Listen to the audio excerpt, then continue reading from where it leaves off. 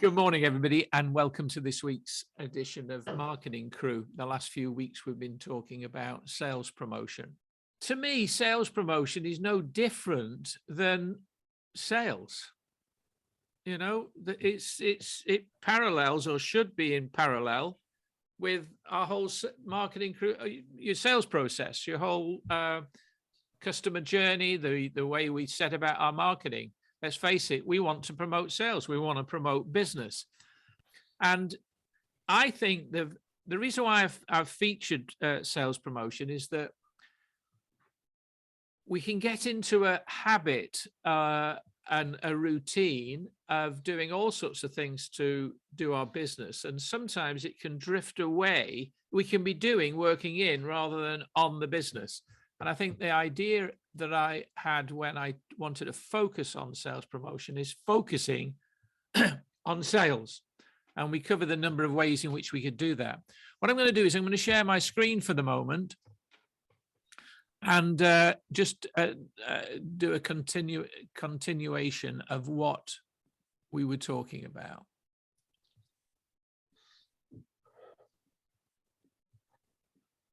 Now, you should see that screen. Am I right? Yes. Good. Thank you. Right. I want to shout out at any point here, by all means do so, but by all means do so. Shout out if you are right. That's very good. Right. We remembered sales promotion is one of the elements of the promotional mix. The primary element in the promotional mix are advertising, personal selling, direct marketing, publicity, public relations, everything we talk about on Marketing Crew. That is sales promotion. But I think the biggest advantage of thinking to ourselves, how do I promote my sales? Could I do something special over a particular period? There's all sorts of deals going on at the moment with the Jubilee as an excuse. The next bit will be Father's Day and et cetera, et cetera. So the reason why those companies do that is that for a limited period of time, they're focusing on new business. They're keeping their brand alive and giving people another excuse to take a look at what they're doing. There's one of the advantages. And I guess although a lot of people said they didn't do sales promotions, they probably do campaigns. So these are the elements I wanted to cover. Who are we going to aim our promotion at? Who are we going to be reaching out to? What form will that take? How are we going to do it? And what's the process? So who's the audience? And you might want to make a note of that, because if we still only got the six of us on, then we'll keep it as an open meeting. If there's any group of people, we can any more than that, then we can maybe split up. But who's the audience? And why promote? Well, perhaps to build your audience. That's always a good reason to promote. So, you know, you've already got an audience that's paying, and some of it is paying attention to what you're doing, but it's always a good thing to be continually building your audience, reaching out to new people. Reaching out to your existing audience is one, and also reaching out to clients, and particularly winning back clients. That is sometimes a very good reason to have a promotion, and it could be a promotion just aimed at those people. And anybody, I always appreciate any company that's looking to do that where I've been a client.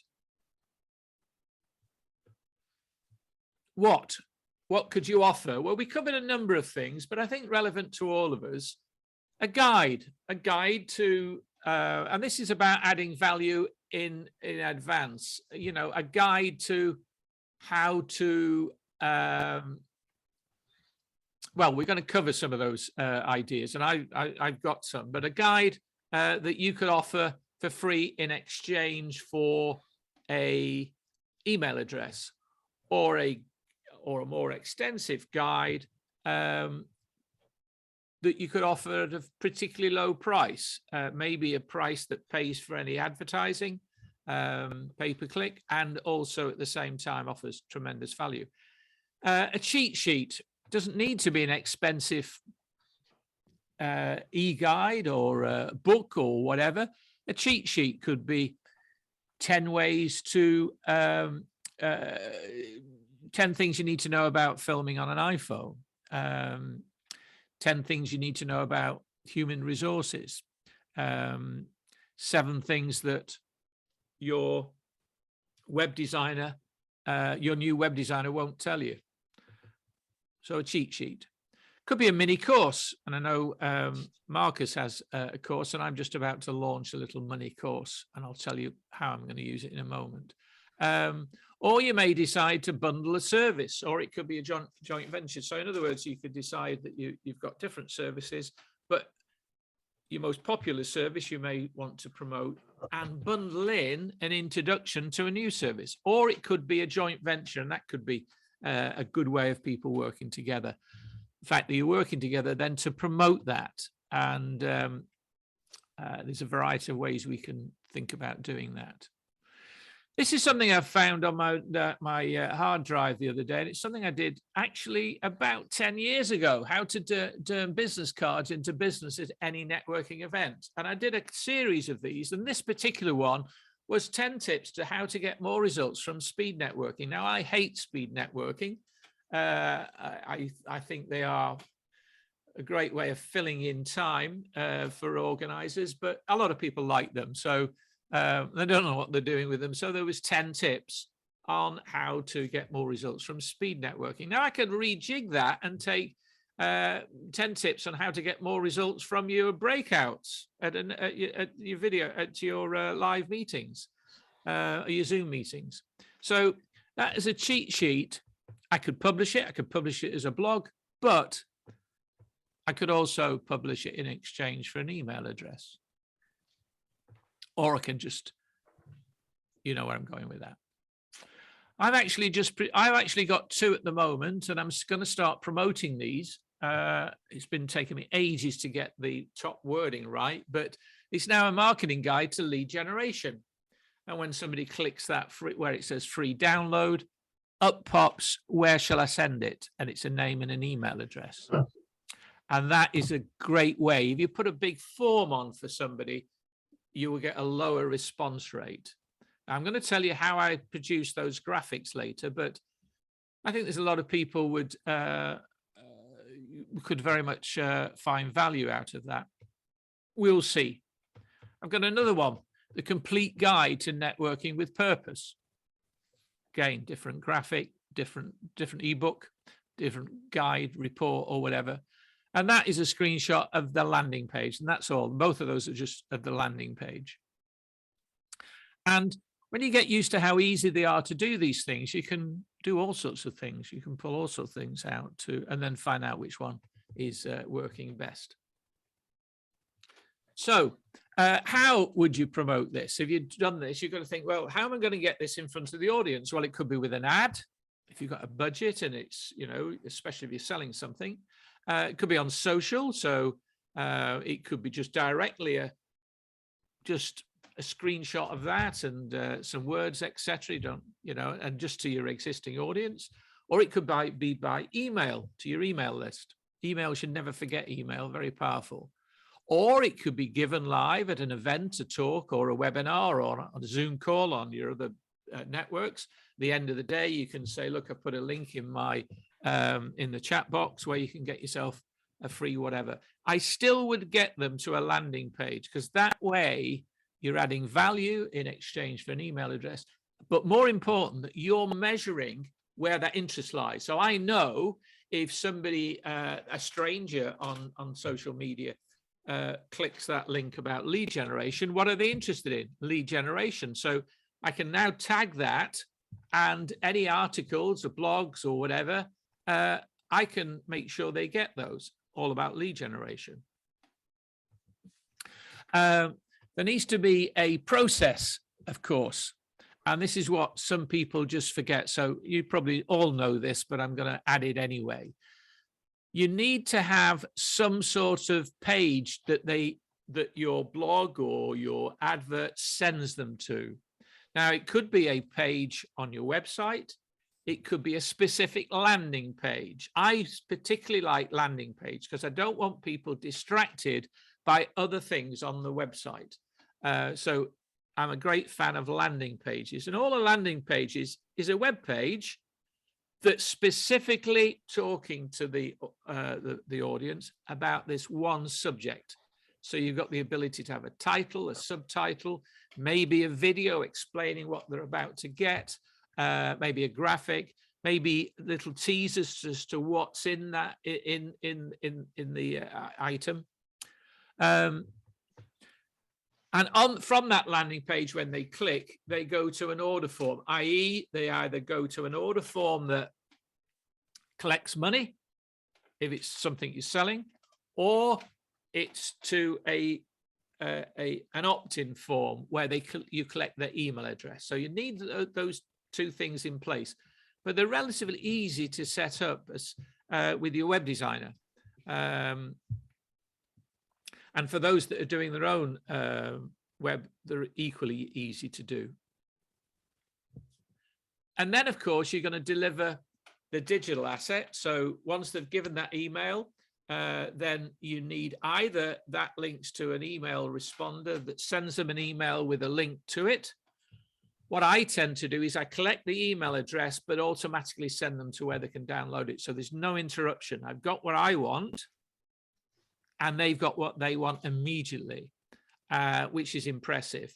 But what I would also do with the first email that goes out and say, maybe 2 hours later, I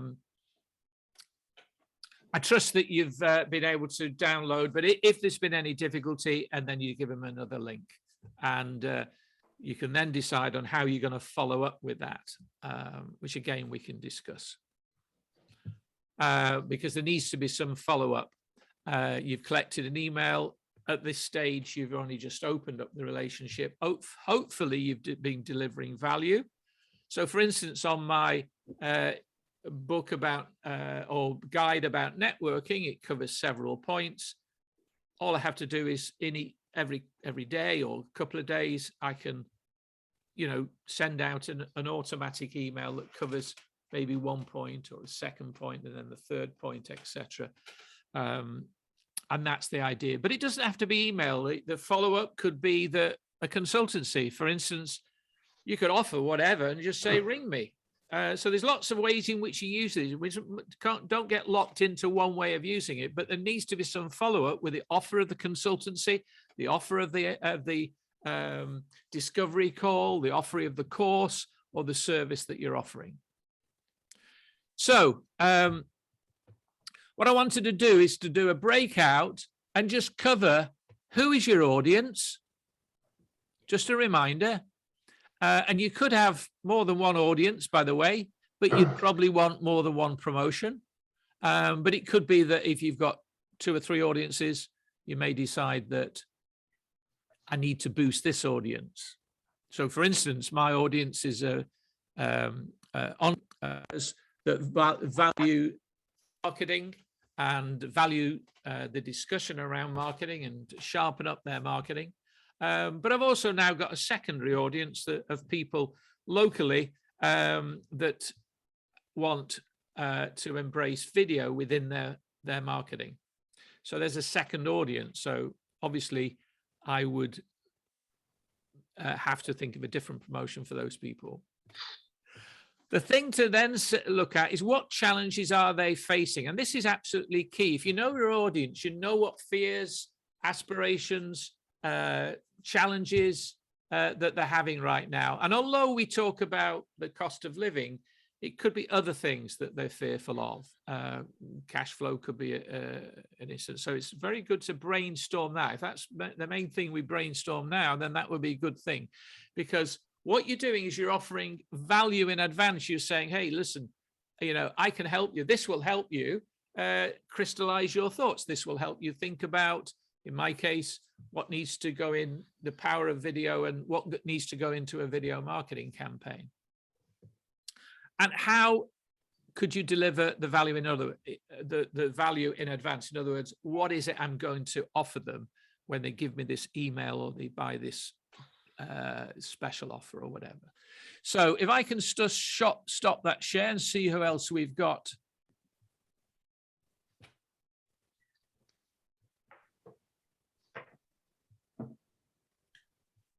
Where are we? Where have we gone? Oh, yeah. Right. Anne-Marie, welcome. So I'm not sure how much you'll have caught on that, but what I'd like to do, and I think with the numbers we've got, we can just open it up.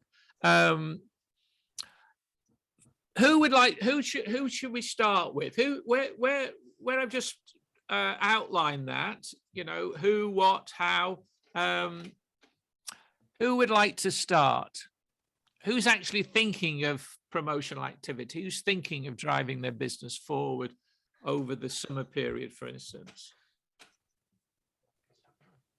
Then I'll pick on somebody. I'm not going to pick on him, but Marcus, you. No, I knew it was going to be me. Yeah. Although you say you are very active in promoting. You are pretty active, and okay, there's lots of things going on. Where are you now at the moment about your promotional activity? And for instance, okay, you're doing something with Jack, video. Yes. Can you talk us through what you're doing with that and how you've gone about doing it? Yeah. Okay. So Jack, for those of you who don't know, produces video, mainly like talking head type video, as opposed to like advertising video. And so we have got we've hired this, or hiring this really lovely studio space in Bristol. And we're going to be working together with our clients. He's going to do an hour's worth of video content, and I'm going to, he's going to be with us for an hour doing video content, and then they're going to come to me and they're going to do some branded portraits for an hour. And it's going to be based around an experience, you know, champagne and lots of fun, and they'll get out of that lots of content. So they'll all get absolutely sloshed and not remember anything that they've covered. The most. So how have you promoted? So, okay. Who is that audience then? Who's the audience that needs that? We promoted it last time when we were going to do it. We tried to launch it in May. It didn't quite work. We didn't get anybody signing up for it. And we were doing it mainly to people we know, because it was quite a good offer, and we wanted to give it to existing customers. We've got a meeting on Thursday to discuss how we're going to do it next, how we can do it better. So yeah, this is quite timely to get your advice. All right. Well, everybody's advice. I think everybody can. It's important that everybody wades in, having thought about this. So okay. Your audience has been people you already know. All right. The next bit is what are that audience? You need to address their challenges. We need in a promotion to say, hey, this sounds exactly what I need. So what is it they need? Do they need a photo shoot? Do they need video? That's what you do. Do they need champagne? Do they need a day out or whatever? That's a bit of extra. That's a nice little touch, that. But what is what does your day solve for them? That's what I'm trying to get. I'm struggling with the way to express it. What does that solve for them? A content all in one hit, basically, in one easy 2-hour session. They can get enough content for 6 months. Right. That's enough. Was that in your promotional material? Come away with 6 months worth of content. Yeah, exactly. And I know the answer, but I'm going to tease it out. Why is content important to them? For promotion, because I mean, I did a post about this on LinkedIn, funny enough, yesterday, so I'll sort of refer back to that a little bit. And basically, for the value it adds to the customer, in my mind, is threefold. Makes them feel more confident because they look good and they feel good, and they're more happy about promoting themselves. They save time because they haven't got to look for stock images or stock video. It's all at hand. And what's the third one? Time. I can't remember what the third one is now. Money. Sorry, that's two in here. That'll do. Money. Money. No, I can't remember what it was now. Was it visibility, Marcus? I can't remember. What was it? Sorry. Something around visibility. Visibility. I'm really sorry. My mind's Right. It was confidence, saving time, and helping to attract the ideal customer. Oh, that was it. Oh, thank you. Thanks, Trey. Thanks for reminding me what I only wrote yesterday. Yes, and helping you attract the ideal customer with images that are focused on your values. So really what you're offering, you don't have to explain it, but when it comes to well, actually, there's two things you've mentioned there, and they're two different things. Maybe to two different audiences, but nevertheless, those coming out are very, very saleable.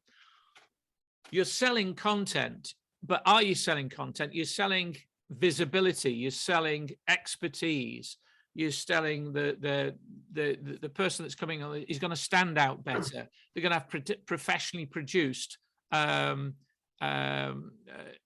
if you like. So you're not selling the event itself. It's that you're selling. But a separate thing is how many people are confident in front of a camera, especially a video camera. They're not knowing what to say. So Jack's session could be about, is it about how to film, or he's not talking about how to film, it's how to be more confident in front of a camera. Benefit of that is you're going to be more confident in front of a client. Okay. So I would have thought those are the things, confidence and content. But content, we all talk about content. We've got to remember what content does. It grabs eyeballs.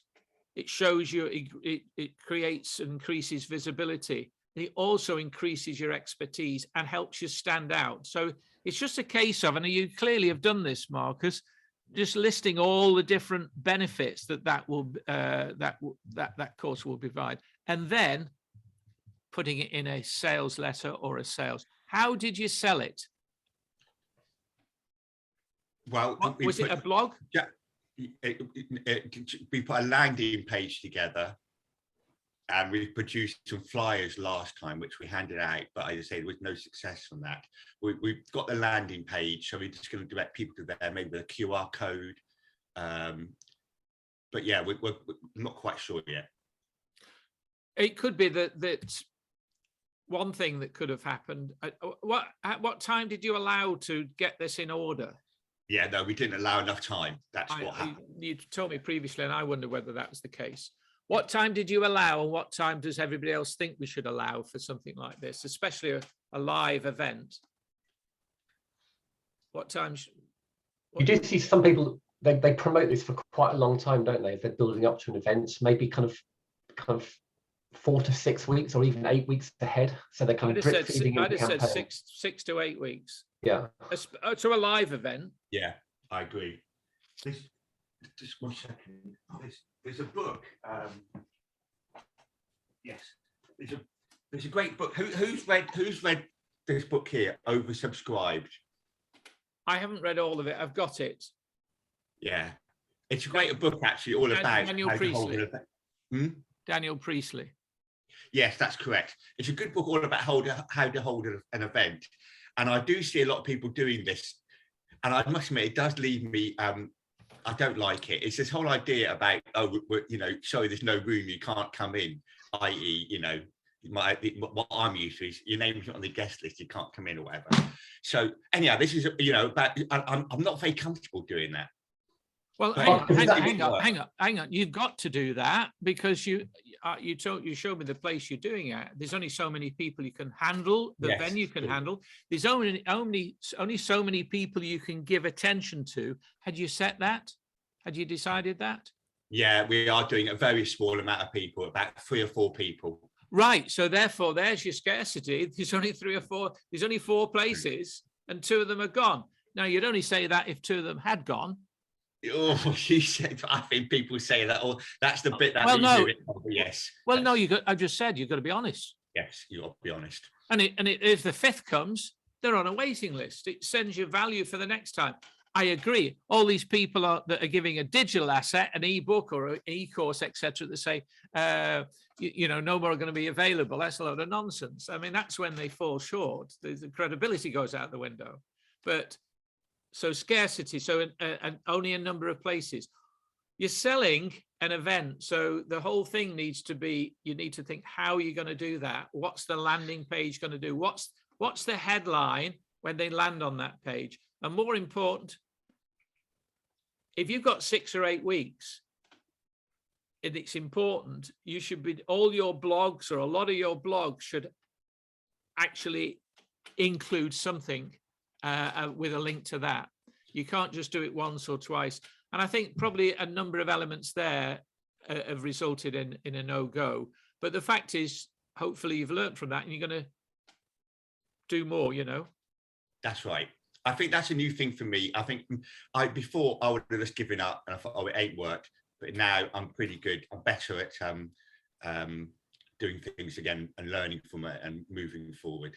You didn't get it out to enough people often enough in good enough time. I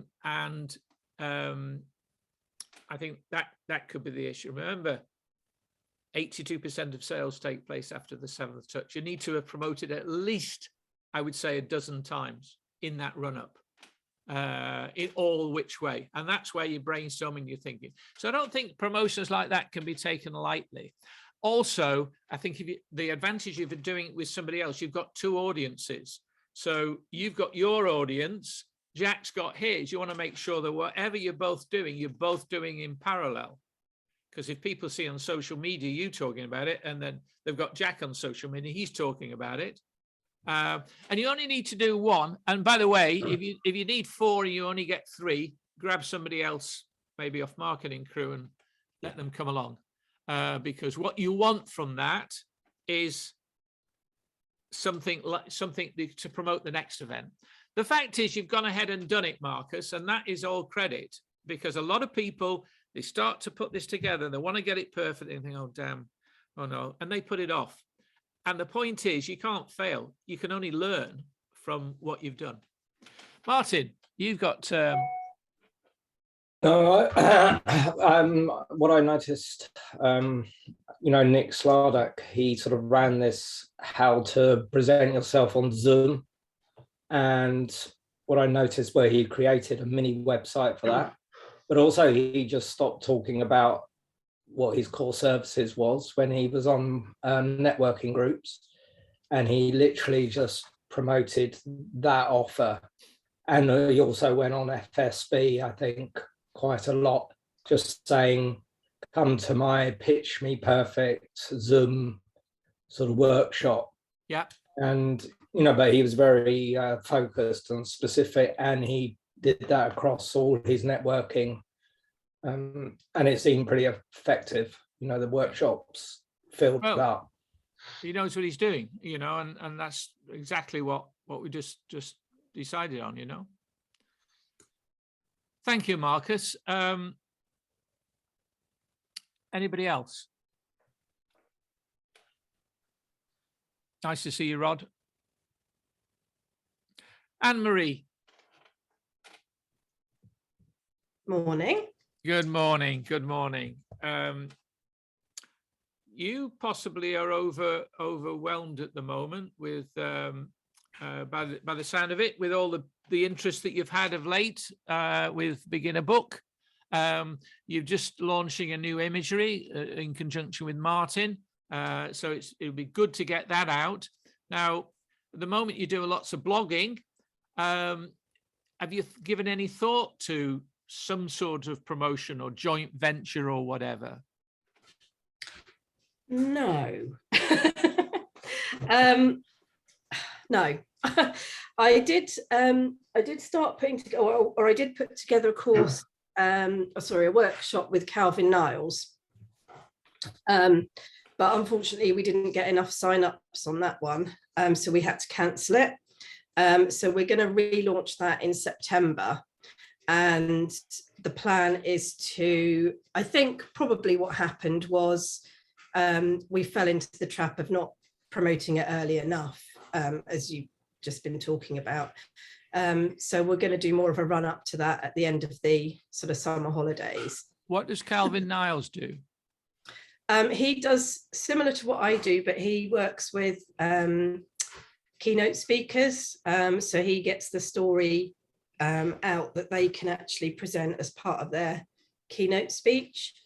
So the concept is basically how to tell your truth, sort of thing. So it's looking at, from my point of view, it's how you can fictionalize your story so that you can get your story out there without causing major damage to anybody or anything. And from his point of view, it's how you can then use that in your business as part of your ongoing marketing and journey. And it will happen because we've got a huge number of great ideas that will really, that will be massively beneficial. It's just timing, I think, and doing the right level of promotion, which unfortunately kind of fell a bit foul of this time. What was the name? What was the name of the event? Oh, now you're asking me. Something, and something else. Oh, that was a good one. That. I don't know why people weren't flocking. I can't remember. It was how to tell your bio. I don't know. I'd have to look it up. I can't remember. It's something around biographical truth, fiction, being able to tell your story, tell your truth. Fiction. No. I thought it was just something like how to get your story out there. Nick, you had a point. Yeah, I remember. I saw the video that you put out with. Was it Calvin? Yeah, we did. Yeah. And I thought it came across really well, Anne-Marie. I think you were both kind of really energetic, and the way you kind of. Did you film them independently or together? No. It was at the same time. No. Yeah. And you were on a Zoom call, weren't you? And you're kind of. Yeah. And I thought that was really kind of innovative the way you did that. It brought a lot of energy. Maybe it was just down to the fact that you didn't have enough time. I think the way you did it was really good, I think. Yeah, no, thank you. I think that's what it was. I think, because funnily enough, I met Calvin at Cobra. I think he came twice and I happened to meet him there. So I've known him for a long time. And, we do bounce off each other really, really well. So we took advantage of that to create the video, which was just a lot of fun, really. And you can see that energy actually in that. Yeah, just us being really kind of really silly, but making a point. And I do think that's all it was. It was just that we ran out of time to, we'd got all the elements there. We just didn't quite execute it as well as we could have done. And we had, we wanted to run with a minimum of 10. And I think we had 7 or 8. So we were almost there, but it just, because then you have to look at the financial viability and all of that kind of stuff. So that's why we said, okay, let's take a view and we'll do a bit more of a launch and put a bit more effort into it. Not effort, that's not the right word, but put a bit more thought into how we kind of promote it going forwards with a September type time scale. So that's definitely going to be happening. Come back a little bit. Who is the audience for this? Is it your audience, Calvin's audience? Because keynote speakers and what you do is 2 things. Bear with me, because I'm going to open up my folder that's got all this information in. Because not only is it half term and it's crazy here, I've also got a cold. So things are not as clear in my head as they would normally be. So it's all right. I mean, moment, and then I can tell you all of this information. I feel very comfortable, Anne-Marie, because I forget where I'm going halfway through what I'm saying anyway. So yeah. That's normal, isn't it? Right. Yeah. I'd like to think so.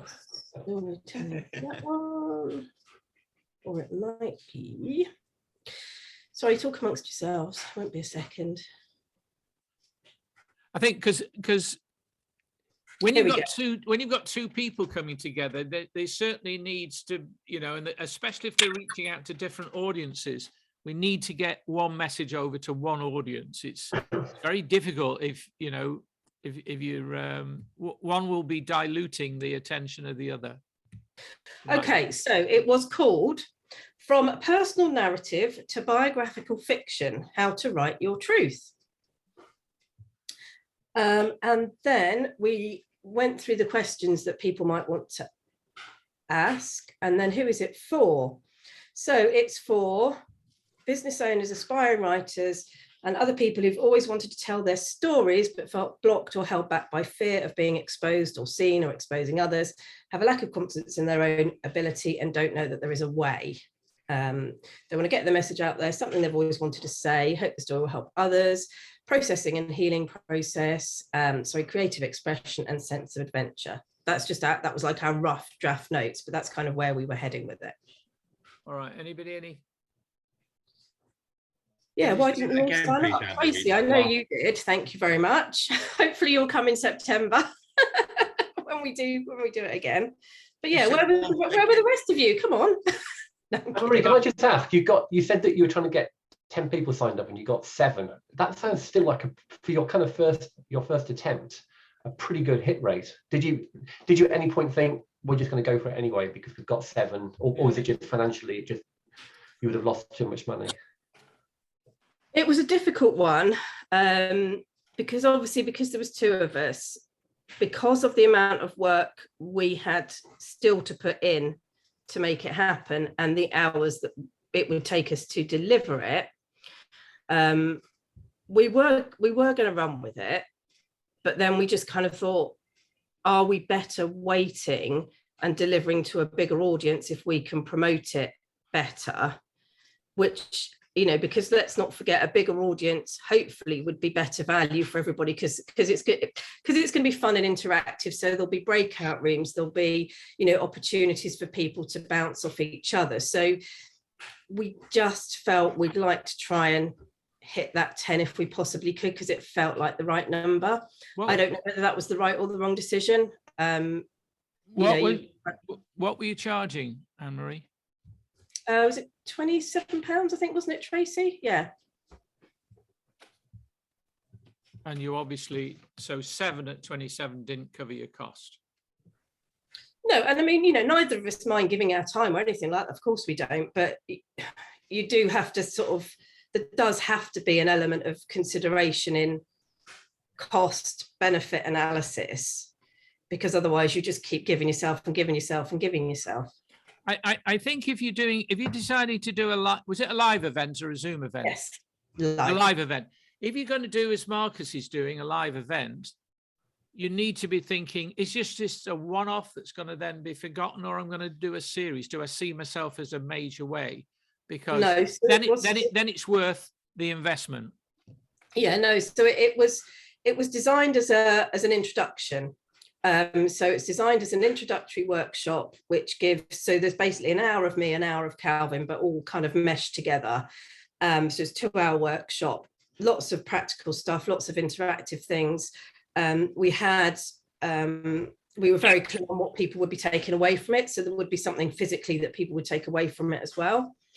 And then from that, we would look to develop a course, potentially maybe 6 weeks, that could nail down the more detailed elements. You know, so if people did pull out a story that they said, you know, I do really want to move this into a book, then we could focus on that a little bit more, how that would work, and the same with him. So that's the theory, that's the plan. Okay. Certain people had put their hands up. Marcus has got his hand up again. Tracy was next, I think, and then Ollie. Tracy before me. All right, Tracy. So Anne-Marie, could you? It was on Zoom though, wasn't it? It was live, but on Zoom. Yeah.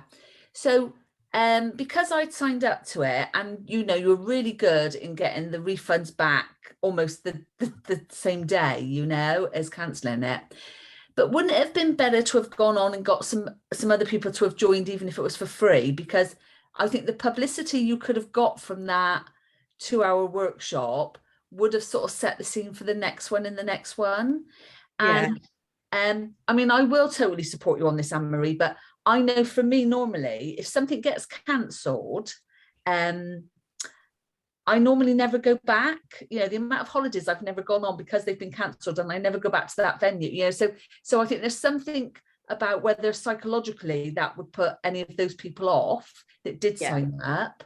So it's just all those factors about taking into consideration. But I think because you had 7, if maybe you had given 3 free places to somebody to kind of fill the room, you might have still got some real benefit from that. Not financially, I know, and I get that. But it might have been on the way to getting more and more people to sign up. You don't even need to have 3 extras. You could have run it with 7, couldn't you? I mean, the people on it don't know that it's supposed to be 10 or 20. They're on it for what they get and the value. If you've only got 1 on it, then it's difficult, or 2. But I mean, 7 was a decent number. I mean, there's 8 on this discussion. So, but anyway, I'm going to come back. So was that the point, Tracy? Yeah. Thank you, Marcus. Yes, I'm going along with Tracy on this. I mean, first of all, I would have done it for free. I mean, what's 300? If you would have made 10 people at 300 quid, I mean, I don't know. Nick, do you know Gillian Devine? I've talked about her before. Yeah, she's a photography teacher, whatever you call it, and she does this week event on Facebook in the morning and evening. It's like a challenge to get more business, and she gets about 400 or 500 photographers globally on this call, and it's completely free. And all she does is spend her time promoting this free course. People love it, of course, because it's free. But she gets in about 10% people sign up for her £2,000 course. That's 40 people. I think people, I think what's the point about? I don't get me wrong, but this, in my mind, why think about £300 when you should be thinking about 3,000? I think you raise a very good point there, Marcus. The fact that Anne-Marie and Calvin have gone with this, I don't think there's anything wrong with it. I tend to agree, especially if it's on Zoom. One of the things that you might have done, especially if you got to that stage, is that this could be a technique that you're looking to put together a very valuable course that'll appeal to this sort of people and this sort of people.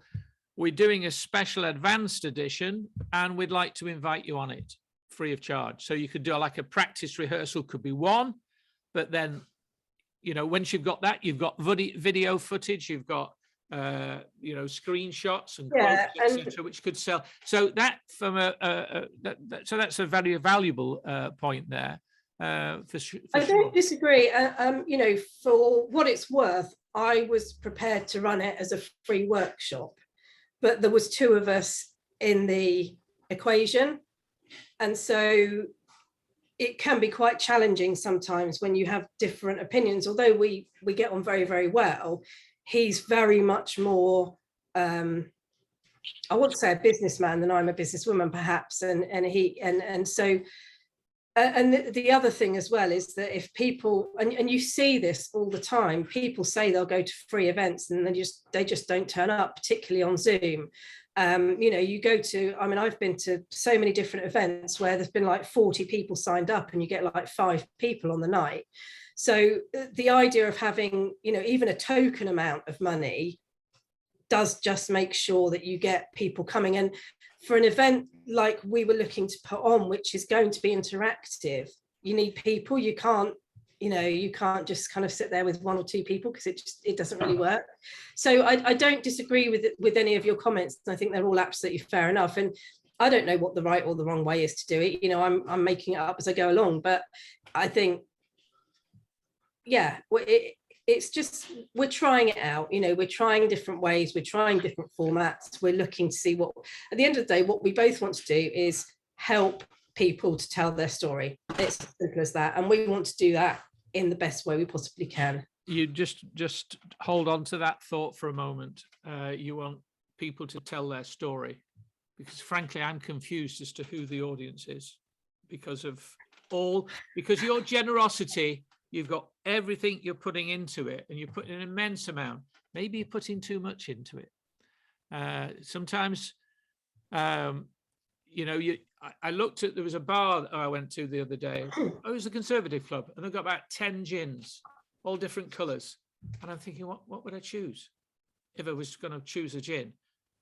And it's been proven in grocery terms that the more choice you've got, the less, they did that with jams, the less people buy. When they've got a small choice, it's easier. And you've got so much into it. And I'm thinking, well, this guy addresses and helps people with their keynote speeches and bringing a story into the keynote speech. You talk to people who want to tell their own story, to write a book. There's two slightly different things there, which worries me. And also, your headline is not, your headline is your sub-headline. What you said was the headline. To me, it's a sub-headline. I'd have preferred two great storytellers tell their story. You can too. Something like that, about story. So I don't say that's right, Anne-Marie, but it's the headline that grabs it. If the and gets the intrigue to read the subheadline and maybe the rest. Ollie, you had a point. Yeah, I did, but I think Anne-Marie's kind of answered it actually, because I thought that seems really cheap, you know, for what it sounded like that you're offering. But I get what you were saying, that you want to make it accessible and an amount which people feel like they've made a commitment to, so they're going to turn up for it. Yeah. Also, can I ask, where did you promote it, Anne-Marie? Have I missed that bit? Or no, LinkedIn primarily. And we did an email. We both did emails out to our, but that was the other problem as well. There was a slight technical hitch with how my email mail out went, which wasn't great. So there was a lot of things that didn't go as I would have liked them to have gone. And when we got to the kind of business end of it, it wasn't right to push ahead with it at that time. It needed a bit more work. It needed a bit more thought, the whole thing. So that the fact that you went for it, Anna, is again great credit. And the fact that I wouldn't worry about the fact you've pulled it, you've done it, you've pulled the thing. It's as long as you don't temporarily. Sorry? Only temporarily. Yeah. So yeah, but you've changed that. So I do tend to agree with Tracy, but you've done it. But the thing is, and you've already started to think about the things you've learned from it going forward, is knowing how to tighten that up. Nick, you had a point. Yeah, Anne-Marie, just with the session that you were doing, was the objective for it to be a revenue generating workshop, or was it to drive awareness around what you and your partner do? And therefore then, so it's really just to get your name out there and make people understand the value that you offer. Do you know, not even that. It wasn't revenue generating at all, because I think in order for it to be revenue generating, you'd have to charge a lot more than we were considering, ever charging. It was, we're both very passionate in different ways about helping people to be able to tell their truth in a way that helps them support either their business or their personal life. And we really just want to, it was kind of a bit, we just want to reach people really. And ultimately, yes, we would love to run a course off the back of it, but it wasn't ever about that, and it isn't about that. It's I think it's just about showing people what you can do and that it is accessible, and you don't have to, like I always say, you don't have to be a brilliant writer to be able to write a book. There's ways of doing it, and it was more around that than anything else. As much as you were giving something back in a way, it wasn't about necessarily promoting the business, it was helping people. I mean, obviously, yes, it's great for your profile. If it goes really well, you get lots of good reviews, and hopefully a course comes out of it, and yes, then you might be talking about generating some revenue, but that initial workshop isn't around that at all. Yep. If you again, coming back to what the whole theme of today is about, it's been very clear about who that audience, and to me, I still, and I'm going to say it, and you don't have to take any notice of it, but I'm adding to the equation here, please. You've got an audience that Calvin reaches, which is helping people tighten up and introduce story and interest to the keynotes, and you sell the idea of a book. They're two different audiences. The one thing that's in common is the storytelling. And I think that is what needs to be told. We all tell.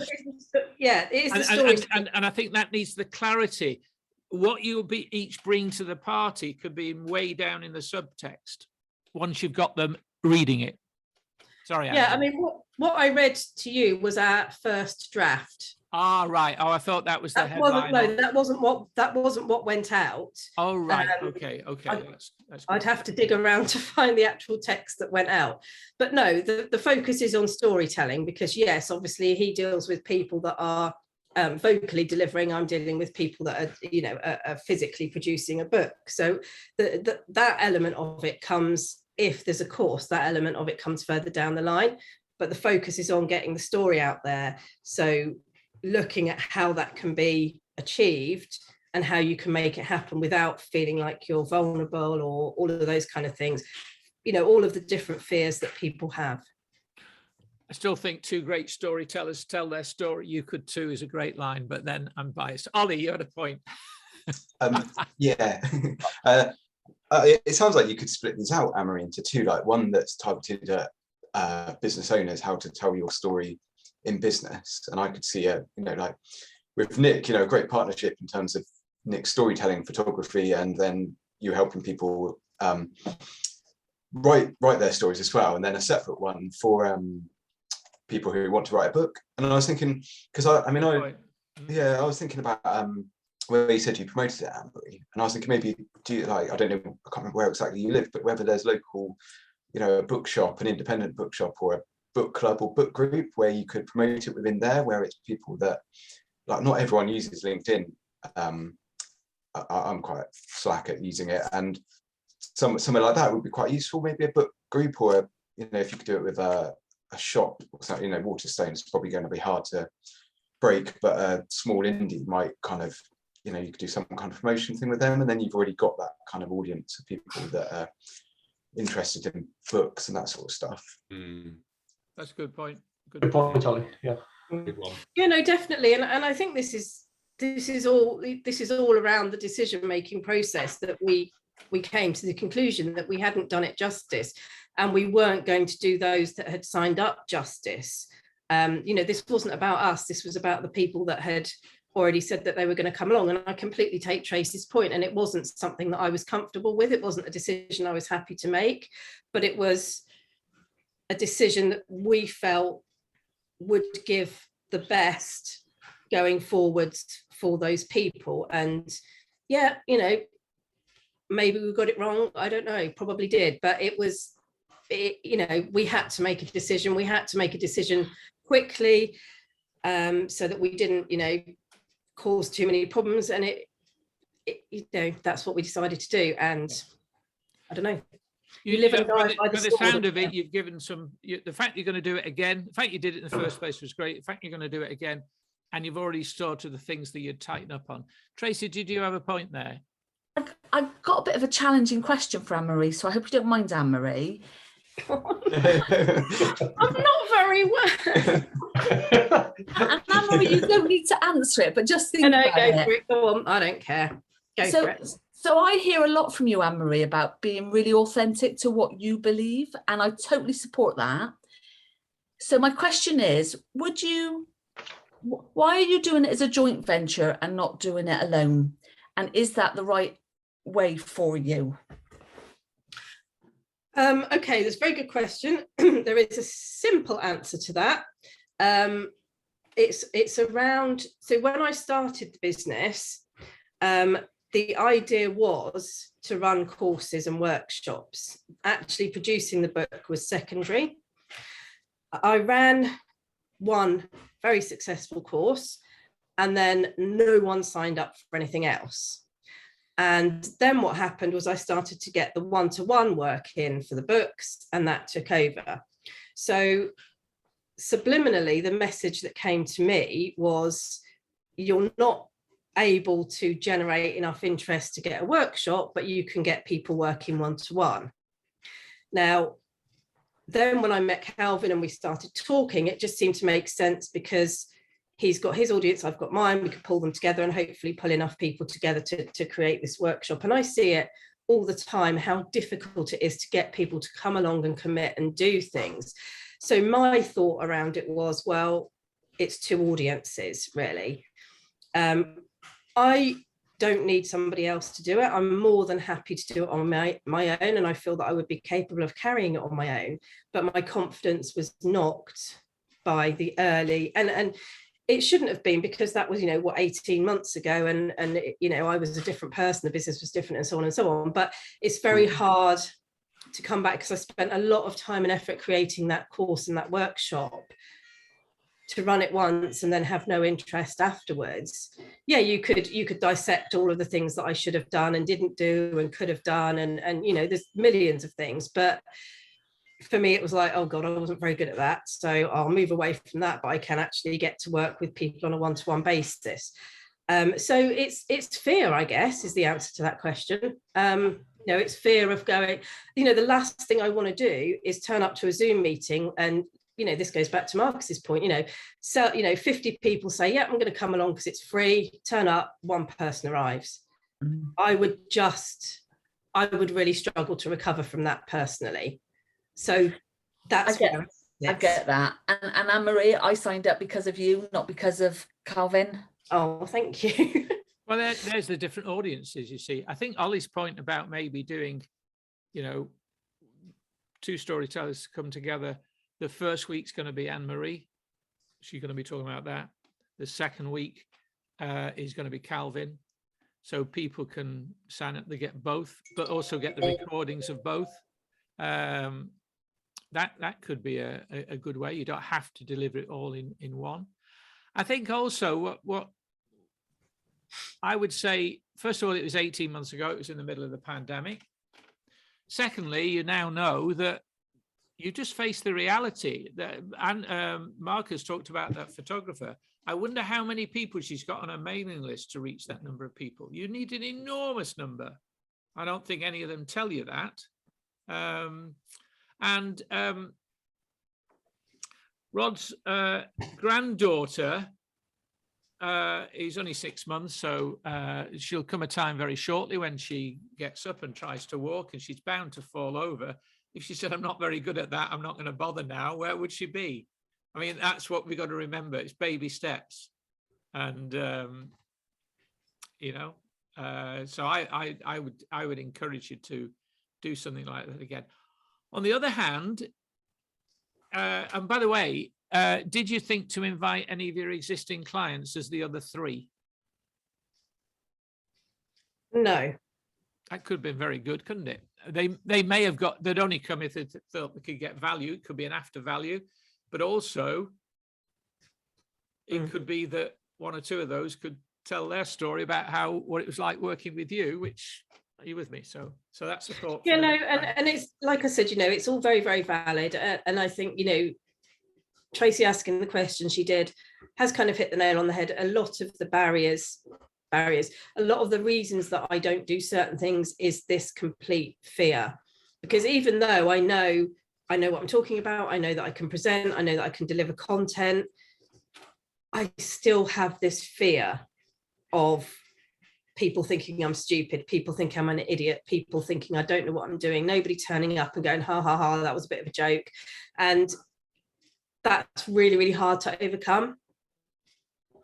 And I think we all have that fear, Anne-Marie. So I think, and if any one of us in this room says we don't have those same fears, or we haven't at least got over some of those fears, then they're all lying. Yeah. No, you're right. You all have a bit of a monkey on our shoulder, Anne-Marie. We all have that imposter syndrome at times challenging us. It's kind of overcoming it and working with it, isn't it? And not letting the monkey control you in a way. Just keep on that core message of the stories sell. Martin. No, just to follow on from that, I went to a talk with Bristol Creative Industries, and the woman speaking there was a woman called Rita Clifton, who's a CBE. She was top of Saatchi in its heyday. She was then the chairman of Interbrand. And, you know, she's written a book about, you know, love your imposter. So, you know, even though she has obviously been incredibly successful, she's then written a whole book about her struggles of feeling as if she's not worthy or that she's always been an imposter. So it's just, you know, I think that's just a natural part of every person, regardless of how successful they are. Mm. Yeah, no, thank you. I'm going to switch that. Thank you for that, Anne-Marie. Oh, can I go and die now? Oh no, I can't. Rod's already got a funeral today. I can't. You know, the comments are out of just genuine interest to help. That's all. Of course, no, and like I said, you know, I'm very, very open. You all know me. I say what I think, and I'm very open. I'm very happy to have any thoughts and feedback. I will completely ignore all of you, but no, it's brilliant. Thank you. Nick, you are very familiar with promotions, and the last promotion was with Bath Life. Are you doing any others? Have you gone and followed up on that, or what? No, not really.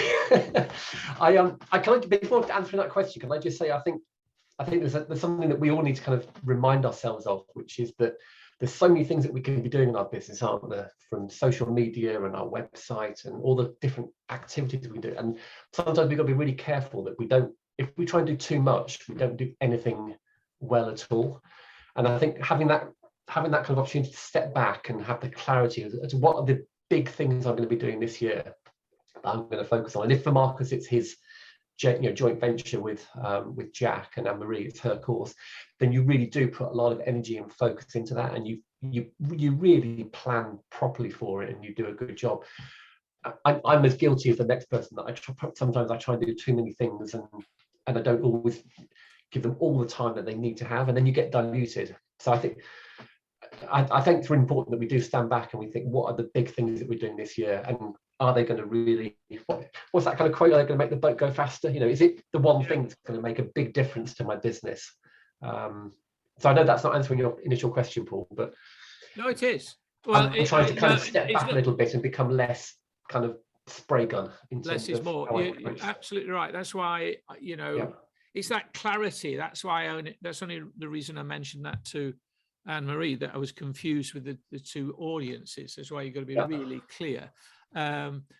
But you are right, of course. And I think that both Marcus and Anne-Marie have been very adventurous. I mean, I've been involved in events, and I know Rod has for a long time. They take some planning. It's not easy. Some real energy and effort. It's very draining. So to pitch in there could be easier ways to get your vision out, your thoughts out, your story out than that way. Rod, you had a point. Yeah, all I was going to say was, I think, you know, like, I know none of us want to live our business, but I think we've got to try and bring it into every aspect. And it's like you call it, I've just given I tried to give a talk to 30-year-old, 75-year-old ladies, but they're not old at 75, Rod. I keep telling you. All right, well, senior citizens, and I couldn't get a word in edgeways. You know, they almost took over what I was doing, which was my fault, because of course I should have, as Paul said, controlled them. Try controlling 30, 75-year-old ladies. It's not easy. So next week I've got to go and deliver another in conversation with a funeral director, or a week in the life of a funeral director, to God knows how many older chaps. Isn't that right, Paul? There's usually about 80, but even Rod, as experienced as he is, it's still taking a bit of planning. So what I want to do is, I'll just explain a little bit. I think I told you last week I was going off to see Wells Golf Course, who had made certain demands of me, and I decided to say no. I said, you do it I'm going to work on this on my terms, which is coming back to Tracy's remark about authenticity, etc. But we've arrived at a solution that I think is going to benefit the whole concept of Marketing Crew anyway. And I know Marcus has been on the idea of an away day. So my thought is that maybe it could be every month or every 6 weeks or whatever period, that we have a live meeting. In other words, that we get a venue, could be the Red Brick Building, it could be Wells Golf Course, it could be the breakfast place at, wherever, and that we have our meeting like this live. That's the idea of that, is to then invite other people locally, so we all share the cost of whatever the breakfast is at whatever. They would pay slightly more, which balances things out, and that we all meet live. And if that's all they want to do, that's fine. But it's a way of promoting Marketing Crew. It's a way of, promoting, a live event. I think people need a live event. So that thought, which was only going to be local, is giving me a thought to maybe take Marketing Crew live in Yeovil, live in Frome or whatever, live in Bath or whatever. We've got a great Marcus and I have discovered a great venue for Bath. On the road. Marketing Crew. Yeah, Road Crew. Oh, you could sign write your hearse, Rod, and we could all travel in it. Yeah. Lying down. Right now, talking about again, it's a matter of as Nick has said, it's a matter of the human resources, both financial but time resources. And there's certain things that once you've produced them are very effective. The thing with a webinar or an event, it's time consuming to organize it, you deliver it, but you've got to do it again. It's again. And if that's profitable and it builds, then that's fine. That is a business model in itself. If it's on Zoom, then it can be recorded, and even that could be sold on, or at least it could live on by, extracting bits from it or promoting that. What I want to do is to share the screen again and show you some little things that you may find useful as solopreneurs. I find them useful. I use all of these things in this whole promotional idea. So let me share this. Are we there? Are we all there? Yep. We can see, right. So, and this is nothing against our designers. We've got to see there's different markets for different things, but a lot of people on their own with a limited budget. I use Canva. There's a free version. I actually use the pro version now. It's about £10 a month. All the graphics for the headers to my videos, a lot of the graphics on LinkedIn posts, etc., are all done. That is a graphic that shape for the podcast. The recordings now I'm increasingly using just the audio as a podcast. And if it's any consolation, Anne-Marie, there's hardly anybody listening to them, but it's not going to stop me doing them. I think it was Gary Vaynerchuk was doing YouTube videos for 2 years before anybody saw them. So I use, all of these are done with Canva, and I think they're all done with free. That's not done with Canva. I'm going to tell you what that's done with. That's where I've done a graphic. I've produced the graphic on Keynote, and I've then pulled it into different imagery rather than just the blank. And for that, that's another one where there's a Zoom screenshot and it's placed in an iMac. But and I'm going to show you in a minute. I've got those slightly out of kilter. So a guide or a cheat sheet. Yeah, those latter ones are not done with Canva. Can I come back to that in a moment, because I've got what I use that for further down. How to write an ebook in 7 steps. All right, I'll give you a link. There's a link to that in the chat box, but you don't need to go to it now, because it involves the ability to take any article, any blog that you agree with or whatever, to actually take it and within less than a minute, turn it into an ebook with different covers, etc., which you can then edit. Now, by the way, don't ever pretend that you've written it. You'll see, every time I've ever done this, and this is an example, 9 business challenges every small business struggles with and how to fix them. Shared by Paul Clegg, collated by Paul Clegg. And if you were to get that ebook, you would see who it was from and they get full credit. So I'm actually spreading their word. But why I do that, and I've not used that at all, I should be using this. I should be doing what I'm proposing. I've tended to do my original stuff for that. But the benefit of that is that that could go out, I could test that, and I could collect business email addresses by sharing that content. Okay? And that is used by something called Designer, Design, and then RR. And in fact, that's a link to their launch page. And the link is a special link where you can buy that as a one-time payment. I paid for this ages ago, and it's not gone up. $27, which is about £23. But if you want to produce very, very quick ebooks or content, the other thing I've seen people do is that where they've written a sort of a long article on their blog, they can turn that into an ebook or a PDF that they could have a download link. If you haven't got time to read it, download it as an ebook or as a PDF. So there's different ways in which you can use it. So there's a good bit of kit for those people who don't have a great deal of time or want to use really good content that's out there in the public domain, giving them credit, but using it as a lead generator. That's Designer, all right? CRM system. Being organized with your follow-up, etc., is absolutely critical. And I know I keep banging on about it, but you can try it free for 21 days, I believe. There's their headline. The fortune is in the follow-up. Actually, and he's right, the fortune is in the next action. Number of people I spoke to yesterday, if I didn't have this, I'd speak to them and maybe not stay in touch because it's easy not to. You've completed that, you've done that. But it forces me when I tick that off, which is a great feeling, what is the next action? So I very often will put check again in 2 months. You know? So staying in touch, that's what that system does. 21-day free trial.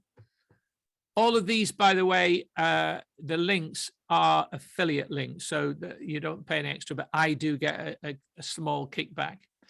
But I use all of these. Email responder, and I know Nick does as well, is very, very important because, and I use Mailerlite, and Rod's now using it. There's a free version, and I use the free version, and it's very, very good. The beauty of Mailerlite is it has inbuilt landing pages. It has inbuilt web pages, which I don't use, and I don't use the landing pages. But you can set up a form that that your web designer can put into your landing page, and it will handle the ongoing emails. I use this for the restaurant locally. I've done for a number of years. They have about 400 people on their mailing list. I get their new menus once a month. They go out, very easy to put together. And he gets between 54 and now regularly 60% open rate, which is phenomenal. If you can get those, and that's because you've got opt-ins. So the value of that is tremendous. And if you want to offer somebody something and then have emails follow up on automatic, okay, there's a bit of setting up to do, but once it's set up, it runs automatically while you're asleep. So I've put those on there. Sorry, there's the one I haven't shown you is smart mockups. Where's smart mockups? Where's smart mockups? Oh, I might have a link to that. Those are the smart mockups. And it's where you can put an image, you can screenshot a picture of yourself. And when I did these here, That's what I did on there. There was the ebook. That was the cover. I took a photograph. I did a screenshot of just the ebook and I trimmed it, and then I uploaded it to Smart Mockups. And I've got massive number of different devices, books, you know, so you can put it on and it looks like a book.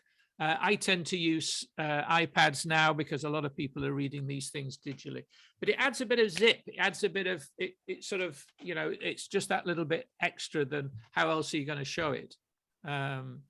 So I hope those could be useful to everybody. What I'd like to do is to go around and just see, is there anything we've got from today, and then maybe discuss what we'd like to go and cover in the next few weeks. Paul, can I just ask Ollie a quick question on landing pages? Of course you just can. Following on from what you're discussing. Of course. Ollie, Paul showed an example there of creating a landing page in Mailerlite. And I use Mailerlite, but is there a benefit in actually having that landing page on your website because you're driving traffic to your website rather than to Mailerlite, from an SEO point of view and how Google will read it?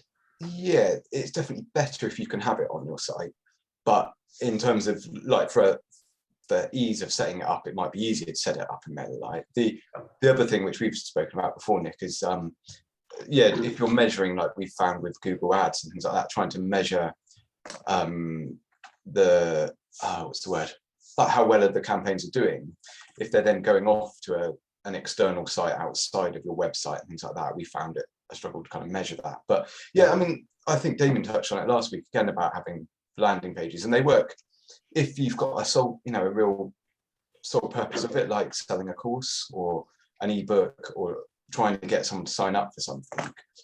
I think that's where they really have their benefits. And then if you can do something that's actually attached to your website, if it's for more kind of, there's a longer goal with it, it's worth doing it that way. But yeah, I definitely see the value in both with them. Yep. Can I just say, just to clarify, Nick, I don't use the landing page facility for Mailerlite. Okay. But I'm thinking that somebody that has never done this before and don't, you know, that could be, it's a useful. It's useful. And actually, some people don't have a website, do they? So for them, it's absolutely perfect. Yeah. I do have a website, and what I do is I create the form and the graphics with the software I've described, and then I take that form, and when I do the landing page on my website, whether it's paulclegg.com.co.uk or marketingcrew.uk, it then links, it's got an API integration. Mailerlite integrates into the website, which Ollie will know. In other words, it talks to it. So when they give that detail, it goes off to Mailerlite, and it's Mailerlite then does the emails. I don't use the landing page because I agree with Ollie, plus the fact I'm more familiar with it that way. Marcus. Thanks, Ollie. Cheers. All the examples you've given there, Paul, are all internet-based, digital. I wonder, moving forward, whether the world is getting internet fatigue post-COVID, and people are actually using websites, looking at social media. Are people really, well, apart from the obvious ones like TikTok, is that still in vogue? I have no idea. And I think what we can be careful of is that we think, well, I've got tired of this, maybe everybody else has. And I think evidence would show that digital is still very important. And people, you know, when people stop bumping into me because they're on the phone, I'll start to believe you. I'll start to think there's some credibility to that. I do think I do think email is underestimated. I think email from somebody you know, it tends to be old school, but it's still, the stats show it gets the message through. Yeah, it's obviously maybe for another debate. Could be. But I mean, the other thing is, of course, I thought what you're going to say is that we've talked digital today, but we've also talked about live events, but also promoting these events through leaflets, cards, etc. I've got to plan out, for instance, with Wells and other events, I've basically said September. We kick this off in September. In the meantime, what I will be doing is talking to my audience, getting a few people together that want to meet up and say, look, I'm planning this. Are you in? Would you like early access because there will be a membership on that. And again, I might look at doing that over in, Bristol or Bath or whatever. Anne-Marie. Can I ask a really silly question about landing pages, please? Because this is something that I should understand, but I don't. So I know we've spoken, Ollie, about landing pages, and one of the things that I would like to deliver is an option for my authors to have a landing page, so that they have one page that they can give a link to that has all of the information about them, about the book, where to go to buy it, blah, blah, blah, blah, blah, which I think sounds really lovely. But what I don't understand about landing pages is around this whole hosting thing. So say you used Mailerlite, for example, can I create a landing page in Mailerlite for every single one of my authors? Or does it have, that's what I get confused. So if somebody could clarify, that would be much appreciated. From a Mailerlite point of view, I have no idea because I don't use it. I can check. But I think Ollie will, Ollie, you can say, I mean, a landing page is just a web page that you land on. I'm not familiar with Mailerlite, so I don't know like whether you could create, like you say, you could have an account for beginner book, and then you can then create 10 sub accounts for your authors for it. I can't imagine that would be possible, but because I think all the content, all the information would end up going to you rather than the authors. So yeah, there is, I mean, it might be an interesting session to have on landing pages or how we could use landing pages as a business. But yeah, generally, I think for each client, they would have, a small hosting package and then have their landing page on that. But Paul might know as well, there's probably websites that just specialize. I know Damien does it, that specialize in landing pages. That's what the software's for. But he's still talking, 40 quid a month or so for that kind of thing. So it does add up, whereas having a bit of hosting and a single page site on there is probably more cost effective. Yeah. I think essentially a landing page is a web page without the distraction of other menus and where to go to next. You take it, it's this difference between, and I once said it describes like walking into a departmental store and not knowing where you're going, and then looking at the signage and then somebody saying, well, if you want hosiery, it's there. If you want menswear, you want cosmetics.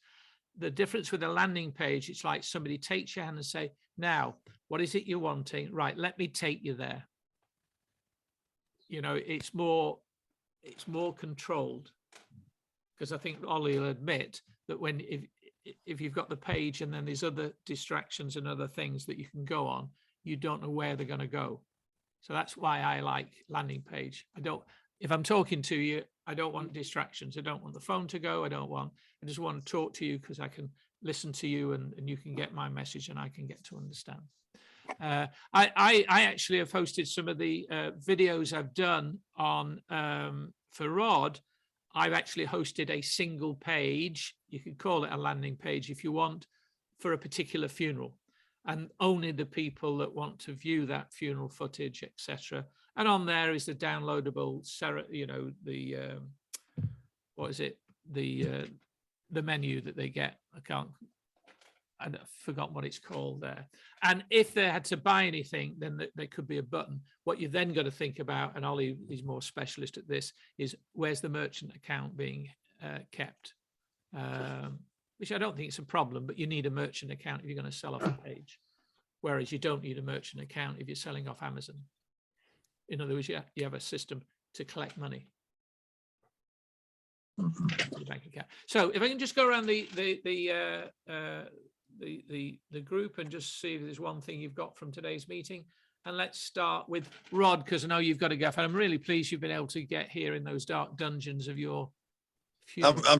You've had an unannounced premiere, sort of tour of my premises. I hope no one was scared by my fridge. No, I was wondering whether you make tea for all of us when you were making the tea. But well, no, I thought I'd better have a cup of tea as I got up here at 7 o'clock, washed all the vehicles, and then it's poured down with rain for half an hour. I know. It's typical. But no, I think the point is that if you don't succeed at first, try again. It's absolutely true. And you just got to keep bouncing back. I mean, Success is not about giving up, it's about going for it again and again and again, never knowing when to stop, because when you start stopping, it's over.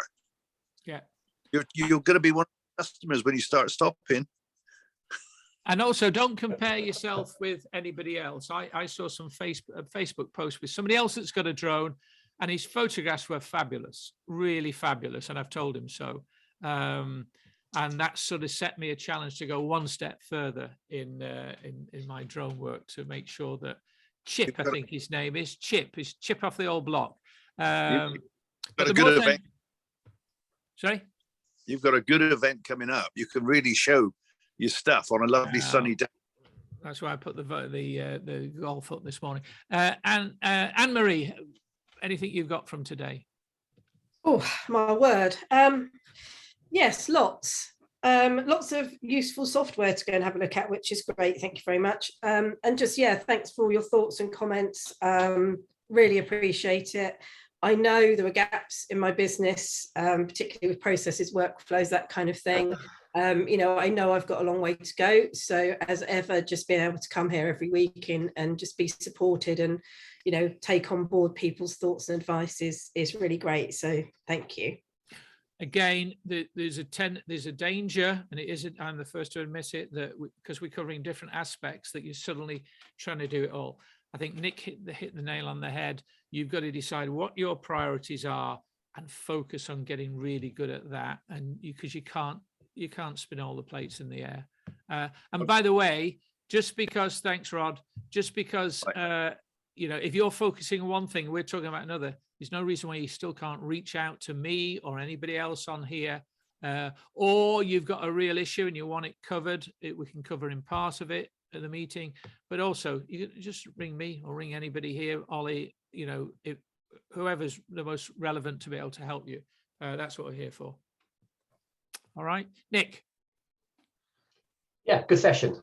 Thanks, Paul. And I think, well done to Marcus and Anne-Marie for kind of, I think we were saying as we're going through the session, just giving it a go. If you don't give it a go, you don't learn, do you? And even if you don't get it absolutely right first time, what you've learned, you then take on to the next time you do it. So as Rod said, it's all about moving forward, isn't it? I guess the biggest takeout for me is that kind of that clarity. It's I think we were talking about Anne-Marie's original course, and I think if there's any risk of any kind of confusion in what you're saying, you can confuse quite quickly, can't you? So just stepping back and make sure that your messaging is always really clear. I also find it, especially if you've written it yourself, to stand back and give it 24 hours and then look at it again, because you get tired.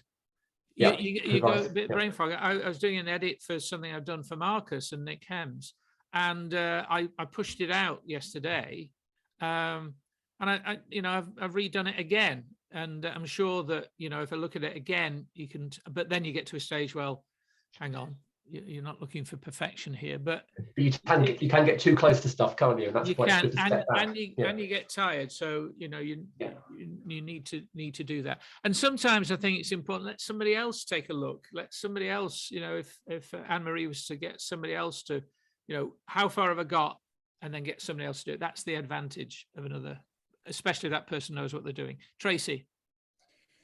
Yeah, same as Nick, really. I think well done, Marcus and Anne-Marie, for kind of showing up and doing that. I think the other part for me that I've taken away is the planning and the kind of lead in time to get something promoted, and kind of putting the thought process into that at the beginning. Yeah. And I think if that's the route you want to go, there's a lot of enjoyment in that, and just seeing the results, and that's for sure. Marcus. Thank you. Yeah, thank you for everybody's comments on my promotions and joint ventures. Yeah, really nice to be here. Really, just want to say that this might be amongst friends on a Tuesday morning. How nice is that? Couldn't ask for more, really. It's nice to have you with us, Marcus. And you're always here. And I think we still, there's always more to do. You're right, Nick. We always know there's more to do, but I think we also take a pat on the back for all of us for still hanging in there after these last couple of years together or whatever. and we're all in very competitive fields, aren't we? All of us, I think, I mean, markets are very competitive and very tight, and we're still here and we're still doing that and we're still rocking on. So well done to everybody. Good. Martin. Yeah, I really enjoyed listening to Anne-Marie and Marcus sort of finding out what they're doing. The other thing that I got from it was what Nick was saying about focus. So even though at the moment something like this I don't feel is for me, it doesn't mean I know that I need to focus on what I'm doing and it's starting to work, but I also I can put this in the locker and think, oh, I wouldn't mind maybe doing that at some time in the future. Also, when you feel maybe more confident, you know, it's but it's something that you can store, and it's good to hear about it. But again, I mean, you've started to look at joint ventures, and a joint venture in itself could be turned into a promotion. It doesn't have to be again, you know, that is an activity. It's a marketing activity that needs to be promoted that lead to sales. I think that's the way to look at it. So you think, all right, I'm doing a joint venture with somebody. Who knows about it? How are we going to get the word out? So you've got some sort of structure or template to work on. Ollie, finally you. Yeah, I really enjoyed that. I think Marcus and Anne-Marie, that kind of feel the fear and do it anyway, I think are really good examples of doing that. I get caught up in all that kind of crap about self-worth, and if I put something out there, you know, a picture of, you know, one of the great pictures Nick's done of me, and the kind of worry how many likes you're going to get, what comments you're going to get, and it's just getting over myself and doing that. Actually, for me, I was thinking, time is a big thing, but I realized I did so much work for the 2 presentations Andrew and I did for Marketing Crew that I've got there for a guide or a, you know, ebook or something like that I've already got all that content. So it's putting that together and utilizing that. So it really made me think today, actually, I've got all of that great content there that can be repurposed and used for something like that. So I need to take some time to do that. That'd be good. That'd be good. And again, we've got the chance of helping Glastonbury FM, but actually, in fact, it could be Crew Comes to Street, featuring Ollie. Right. Guys, thank you very much indeed. Ladies, I'll see you all next week. Let me know by email if there's anything you want to address. Otherwise, leave it to me to come up with something equally interesting. See you all soon. Oh, and have a great Jubilee weekend. Bye, everyone. And if you're short of things to do, come along to Wells. It's a great day out. See you. Have a good one, everyone. Cheers.